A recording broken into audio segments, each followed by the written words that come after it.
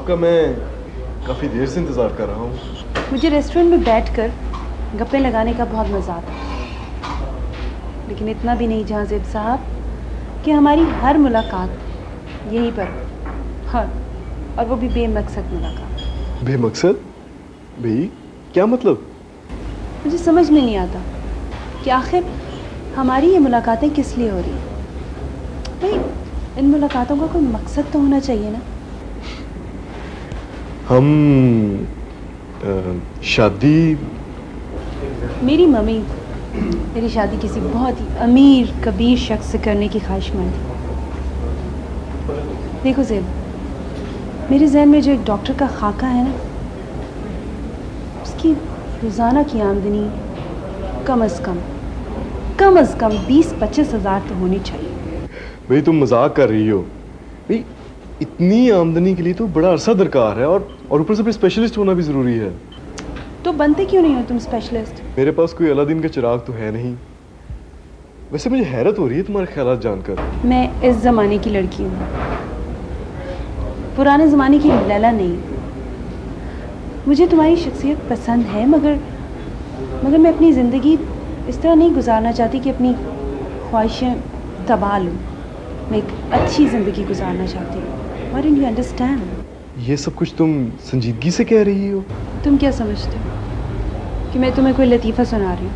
दुख तो इस बात का है कि तुमने मोहब्बत भी तो नहीं की। देखो, ये मेरी मोहब्बत है कि मैंने तुम्हें साफ साफ सब कुछ बता दिया। लेकिन ये मोहब्बत तो नहीं, ये तो एक इम्तिहान है। देखो जाज़ेब, ज़माने का वसी मैदान तुम्हारे सामने है। आगे बढ़ो, हिम्मत करो और वो कुछ हासिल करो जिसकी तुम्हें ज़रूरत है, मुझे ज़रूरत है।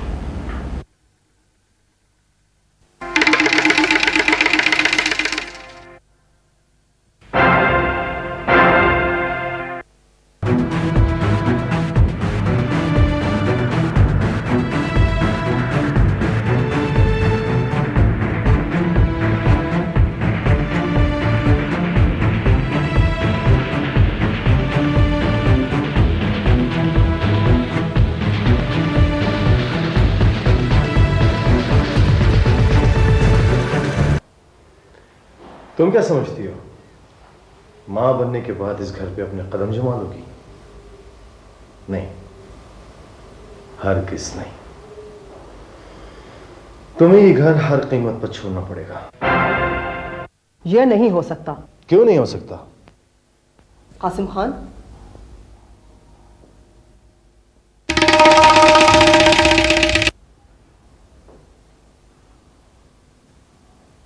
पहले मैं सिर्फ बीवी थी, अब एक मां बन चुकी हूं। मेरी बात ध्यान से सुन लेना।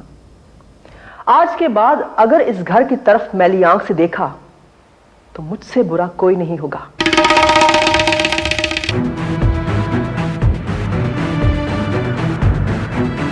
औरत जब इंतकाम लेने पे आती है तो नागिन बन जाती है।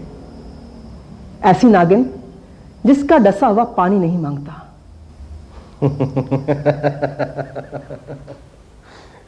बहुत खूब। मुझे पूरा यकीन था कि तुम अपना ये रूप मुझे जरूर दिखाओगी। गंदी नाली की ईंट। कासिम खान, तुम मेरे घर में खड़े हो और खान जी के छोटे भाई हो। तुम्हारी जगह यह बात किसी और ने की होती तो मैं उसका वो हाल बनाती कि वो सारी उम्र किसी औरत के सामने सर उठाने के काबिल नहीं रहता। मेरी बात ध्यान से सुन लो। आज के बाद इस दहलीज पर कदम रखने से पहले यह सोच लेना कि इस घर में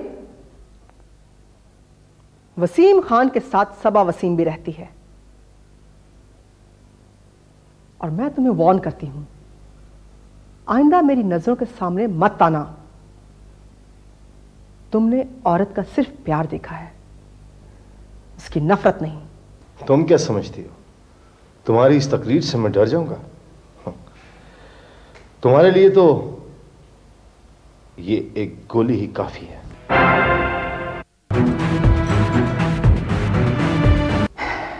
ये गोली, कासिम खान, ये गोली जो तुम मेरे जिस्म में उतारना चाहते हो कहीं तुम्हारे जिस्म में ना उतर जाए। औरतों से बात करने का सलीका नहीं सीखा तुमने। ये गोली सिर्फ मर्दों के सीनों पे सजी हुई अच्छी लगती है। तुम जैसे बुज़दिल तो सिर्फ इससे खेल सकते हैं।